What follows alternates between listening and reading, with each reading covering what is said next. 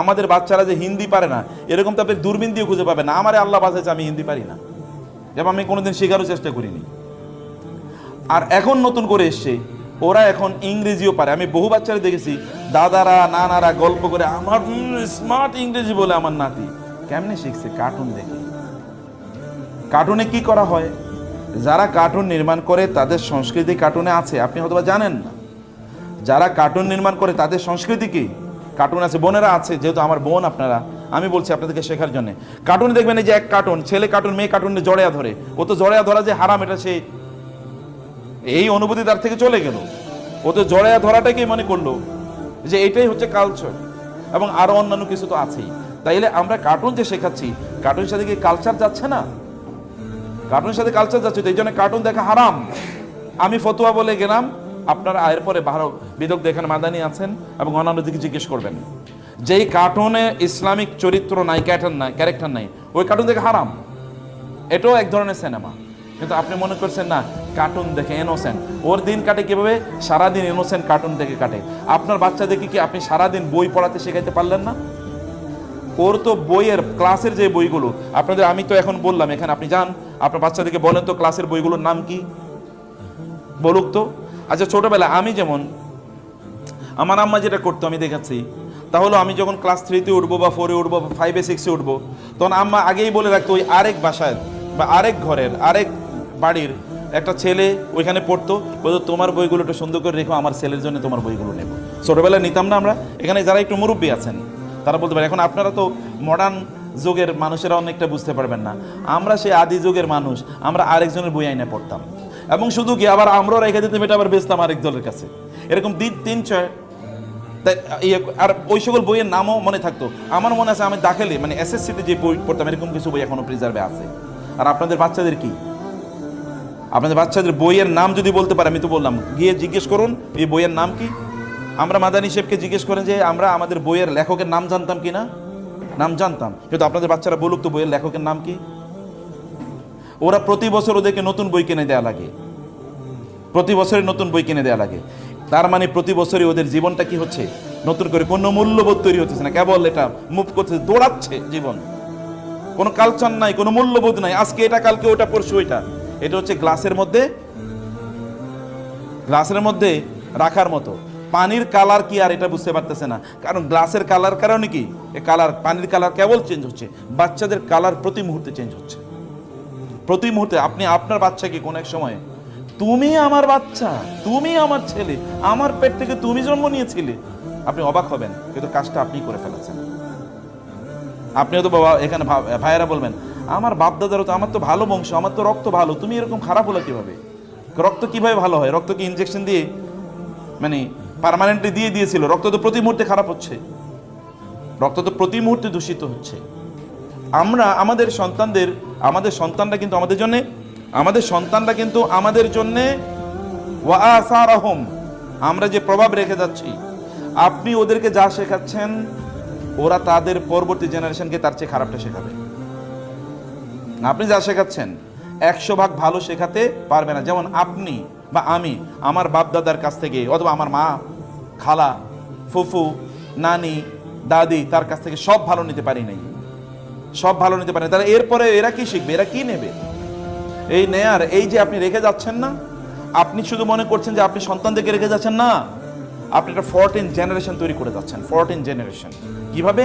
ওরা তাদেরকে যেভাবে শেখাবে, আপনি তাদেরকে যেরকম শিখিয়েছেন আপনার সন্তান এরকম শেখাবে। আপনি দেখবেন রাস্তাঘাটে যে সকল ছেলেফেলেগুলো মারপিটকারী হয়, মানে যেগুলো বলা একেবারে মারপিট ছাড়া কিছু বোঝে না, ওর বাসা বাড়িতে গিয়ে দেখবেন মা বাবা প্রতিদিন মারপিট করে।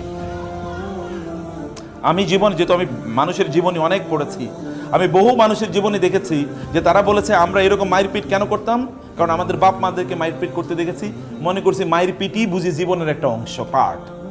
এটা যে একটা খারাপ জিনিস বুঝি নাই। গালিগালাজ বাচ্চারা কোত্থেকে শিখেছে? ও কি ফেরেশতারা এসে গালিগালাজ শিখিয়ে দিয়েছে?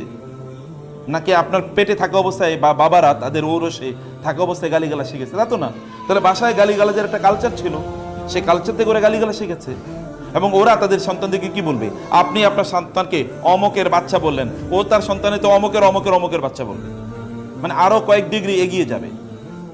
আপনি আসলে কি শব্দ তার সামনে চয়েস ব্যবহার করছেন? আপনি তার সামনে কি করছেন, আপনি তাকে কিভাবে নির্মাণ করছেন, আপনি ওকে জানেন যেভাবে তৈরি করবেন, ওকে যদি একটা দিনদার আল্লাহওয়ালা খুবই ভালো ছেলে বানান, ভালো মেয়ে বানান, তাহলে তার সন্তানকে সে ভালো বানাবে, তারা তাদের সন্তানকে ভালো, তারা তাদের সন্তানকে ভালো, তারা তাদের সন্তানকে ভালো, তাহলে আপনি একটা ইম্প্যাক্ট তৈরি করলেন। ইম্প্যাক্ট মানে 14 জেনারেশন পর্যন্ত। এটা হচ্ছে অনুকাদ্দিমু মানে ওয়ানাকতুবু মা কদ্দামু ওয়া আসারাহুম। আপনি কিন্তু এমন একটা অবস্থা যে আপনি মারা যাবেন কিন্তু আপনার আমল কিন্তু বদ্ধ থাকবে না। আপনি জানেন যে মানুষ মারা গেলেও 3 ধরনের আমল জারি থাকে না? আসলে তো 3 ধরনের আমল না, আরও অনেক বেশি। রাসূল সাল্লাল্লাহু আলাইহি ওয়াসাল্লাম প্রায় 7-8 ধরনের আমলের কথা বলেছেন বিভিন্ন হাদিসে, কিন্তু এই হাদিসটি সবচেয়ে পপুলার। এর মধ্যে কি 1 নম্বর রাসূল সাল্লাল্লাহু আলাইহি ওয়াসাল্লাম বলেছেন সাদাকাতিন জারিয়া আও ওয়ালাদিন সালিহিন ইয়াদউ লাহ, দিনদার নেককার কোন সন্তান রেখে যাওয়া। বোনেরা, আপনাদের সফলতা, ভাইয়েরা, আপনাদের সফলতা হচ্ছে আপনাদের সন্তানরা দিনদার নেককার হওয়া, এটাই সফলতা, মনে রাখবেন। একজন মা হিসেবে যদি আপনি গর্ব করে বলতে পারেন আমার ছেলেটি ইমাম আবু হানিফার মতো হয়েছে। ইমাম আবু হানিফা রাহিমাহুল্লাহ, শুনুন ইমাম আবু হানিফা রাহিমাহুল্লাহর গল্প। আবু হানিফা রাহিমাহুল্লাহ একদিন তিনি কিন্তু লেকচার দিলে এরকম 10, 15, 20 জন এরকম না, ওইখানে দেখবো 50,000 লোক বসে আছে, এরকম এত বড় মানে স্কলার, এত বড় আলেম। তো তিনি আলোচনা করছিলেন, হঠাৎ করে তিনি বলেন, এই আমার আলোচনা একটু বন্ধ, আমার একটু যেতে হবে, হেঁটে যেতে হবে। কারণ ওই যে তার মা হয়তো ওইখানে কি দাঁড়িয়ে আছেন, মা বলছেন একটু আসো তো, একটু কাজ, আমাকে একটু সময় দাও। তিনি সব রেখে এবার মাকে নিয়ে একটু হয়তো বা মার একটু মাথাটা টিপে দিয়ে এসছেন, একটু মার পাটা টিপিয়ে দিয়ে এসছেন। আপনাকে মনে চায় না এরকম জগৎ বিখ্যাত একটা সন্তানের মা হতে? আপনাকে মনে চায় না যে এরকম জগৎ বিখ্যাত একটা সন্তানের ইমাম বুখারীর মতো, যে তার চোখ একবার অন্ধ হয়ে গেছিল ছোটবেলায়, মা আল্লাহর কাছে দোয়া করে এমনভাবে দোয়া করেন আল্লাহ সুবহানাহু ওয়া তাআলা চোখটা ভালো করে দিলেন, অন্ধ চোখ কোনো অপারেশন ছাড়া এমনি ভালো হয়ে গেছে। আপনি কি মনে চান এরকম একটা মা, এমন একটা সন্তানের মা হতে? তেমন সন্তানের মা হওয়ার জন্য আপনাকে ওই বুখারীর ইমাম বুখারী অথবা ইমাম আবু হানিফার মায়ের চরিত্র আপনাকে লালন করতে হবে, সেই চরিত্র আপনাকে তৈরি করতে হবে। ইমাম শাফি রহমাতুল্লাহর মা হতে হলে এরকম হতে হবে আপনাকে। একটা বই আপনাদের জন্য আজকে এখানে আছে, এটা হচ্ছে সোনালী যুগের মায়েরা, বিশেষ করে মহিলারা এখানে বেশি, তো এই জন্য বলবো সোনালী যুগের মায়েরা, মানে ওই যুগে মায়েরা তাদের সন্তানদেরকে কিভাবে সোনালী ছেলেতে পরিণত করেছেন, গোল্ডেন চিলড্রেনে পরিণত করেছেন, তার এখানে গল্প আছে। এখানে গল্প আছে আব্দুল্লাহ ইবনে আব্বাস রাদিয়াল্লাহু তাআলা আনহু মা কিভাবে আব্দুল্লাহ ইবনে আব্বাসের মতো জগৎ বিখ্যাত ইসলামিক স্কলার, মানে কোরআনের, তিনি সাহাবী, কিন্তু তিনি ছিলেন জুনিয়র সাহাবী, 10, 11, 12 বছরের। বড় সিনিয়র সাহাবীরা এসে তার কাছে বসে থাকতেন কোরআনের ব্যাখ্যা জানার জন্য। তাহলে কিভাবে তৈরি হতেন? He is the making of his mother. কারণ মা জানতেন তিনি আল্লাহর কাছে দোয়া করেছেন, এই দোয়া তো বিফলে যেতে পারে না, ব্যর্থ হতে পারে না। আমরা হলো তারে বাবা তাই নাকি, বলো কি? তিনি জানেন যে আল্লাহর কাছে তিনি দোয়া করছেন, এই আত্মবিশ্বাস নিয়ে তিনি আল্লাহর কাছে দোয়া করেছিলেন। এরকম অনেক ঘটনা আছে। সন্তানদেরকে কিভাবে প্রতিপালন করতে, মায়েদের কাজ কি, দায়িত্ব কি, সকল মায়েদের জিনিসটি ভালো করে বোঝা দরকার এবং পড়া দরকার।